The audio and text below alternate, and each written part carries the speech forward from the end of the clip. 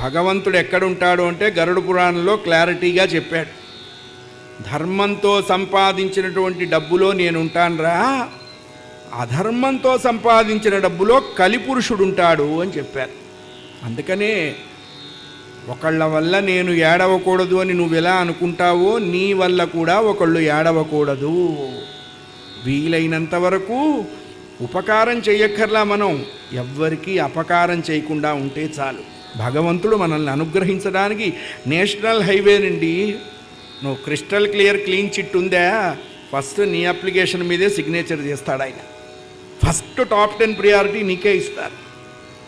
కాబట్టి పరమాత్మ మనల్ని చూడాలి అంటే ఆయన చూచేటువంటి క్వాలిఫికేషన్ మనం పొందాలి. ఎలా పొందుతామన్నది పెద్ద కష్టమేం కాదు. ఉన్నంతలో క్లియర్గా ఉండాలి, క్లీన్గా ఉండాలి, వీలైనంత వరకు